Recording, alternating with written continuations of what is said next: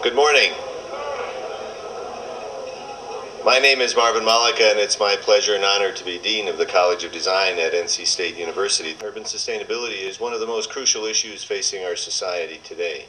It doesn't take much to connect up our dependence on oil to the quality of our life. It doesn't take much to understand that the health of a community is really fundamentally anchored in sustainability. Now it's my great pleasure to introduce to you on behalf of Mayor Charles Meeker for the City of Raleigh Councilor Russ Stephenson. Is a member of the Raleigh City Council, an architect. He's an architect focused on historic preservation and urban design. Russ has been extremely active in sustainable planning and downtown revitalization efforts in Raleigh.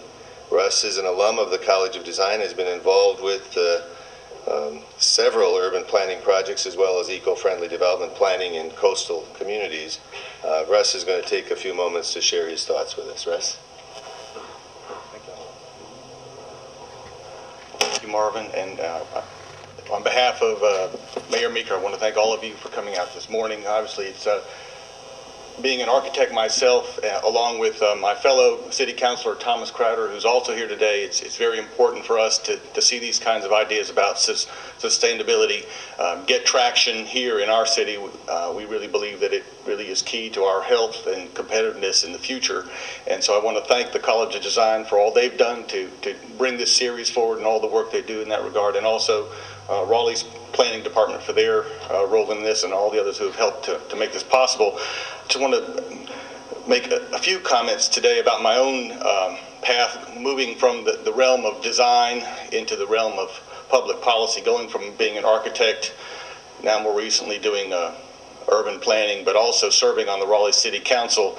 And I want to tell you a little secret that I've learned in making that transition, and that is all these ideas, the rubber hits the road for them when it becomes public policy, and there has to be that public debate that happens, and there has to be, at the end of the day, votes enough to make it happen. And there are many arguments that I've really appreciated throughout the years that have to do with the science and the research, but at the end of the day, there's one secret element that wins every argument, and that is the financial argument.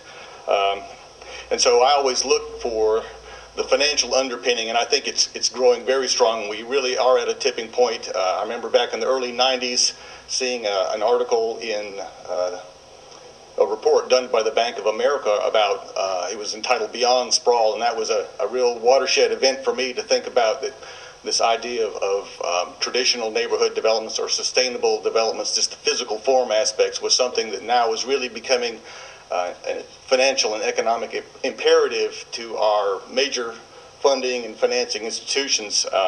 And so I wanted to pass along just one sentence out of an editorial that was in the News and Observer yesterday. This is from comments that Milton Jones, Finance Services Executive with Bank of America, made to the North Carolina Chamber of Commerce recently.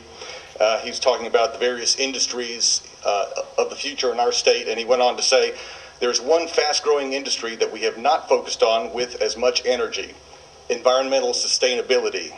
Climate change and the search for new technologies that can mitigate carbon production will be a major driver of economic change in the coming decades." It's very encouraging to me that now we have the kind of financial proof statement that I can take to my colleagues on city council, or when I'm going door to door, which is, if you want to talk about the ultimate test of getting your message across, you try going door to door to voters and say, here's why we need to do it in 2 or 3 sentences. That financial argument is the one that really sticks every time. So in closing, I want to offer a little bit of a variation on the saying, think globally, act locally, and that is, if you really want to take these ideas and turn them into public policy, think sustainably, but speak speak financially. Thank you very much.